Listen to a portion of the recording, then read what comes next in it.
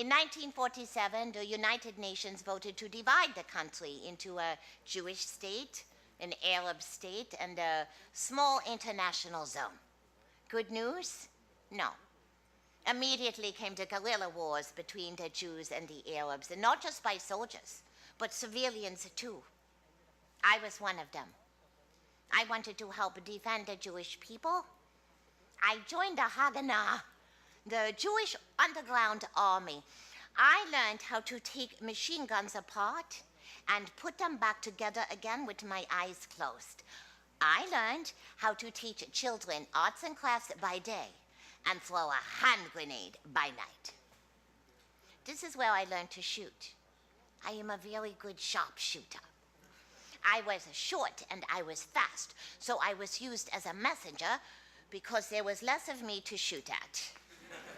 Nights, I stood on the roof with my rifle and watched over a barricade at the city's entrance, where Israeli soldiers stopped every car to check it.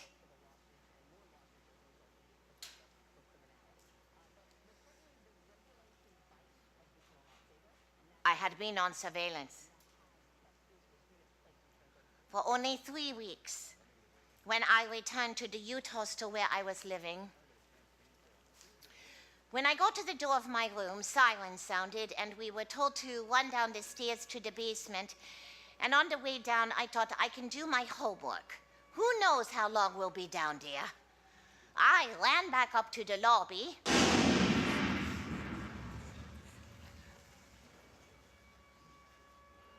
It was June 4th, 1948, my 20th birthday.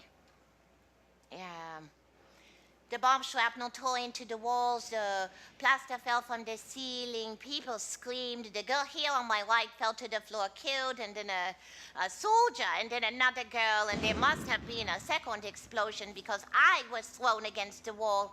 And when I tried to sit up, my friend Hannah was trying to unlace my shoes, and I shouted, "Why are you doing that?" And then I looked. And I saw that my legs and feet were covered in blood. Hannah Lloyd, do I have to die?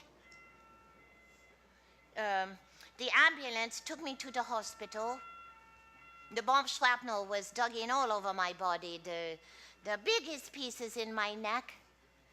My legs and ankles were cut and bleeding, and the top of my right foot was blown off. My surgeon, Dr. Eli, said that I was lucky not to have lost both feet. He operated and they took me downstairs to a room that was once a cloister. Every cot was filled with wounded soldiers. Every bunk was full, but I was so small, I could fit in a bookshelf. So that's where they put me. Some of the soldiers were in bad shape. One lost both hands from a grenade. Another was blinded, but we all tried to help each other out so morale was high. Mine was highest, because I was the only woman in a room packed with men. I could have recuperated for years.